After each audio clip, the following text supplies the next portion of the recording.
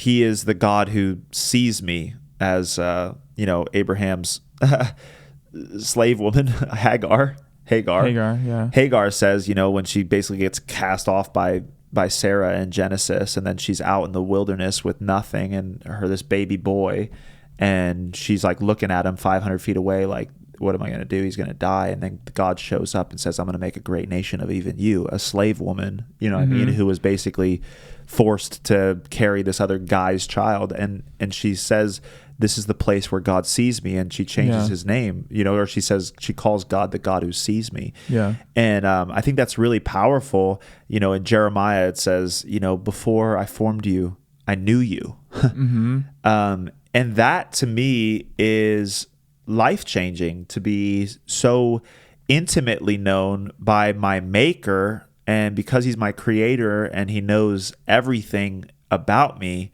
he still sees me, and in seeing me he loves me and cares for me, even with all of maybe some of the wicked thoughts that I have and the double-mindedness I have. One day I'm in, one day I'm out, and he's still faithful to me and still sees me. And I think I've, had many moments of thanking God and weeping in his presence to realize I don't even think you should see me anymore. Then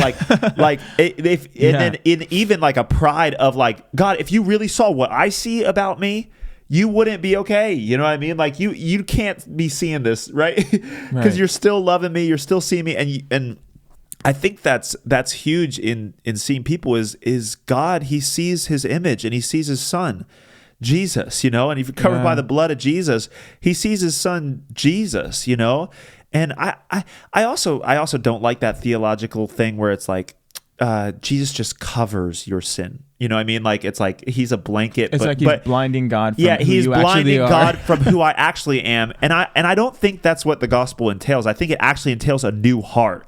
And I think the way he actually sees me is not like through some blinding where he's covering his eyes to my sin, but he like has actually transformed my heart where sin is not in me.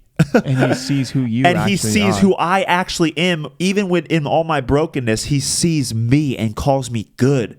And that's how I take into seeing other people is if God could see me that way, I think everything flows from heaven and out onto earth. So if God could see me that way, I feel obligated in a good way, not a sense of religious duty necessarily.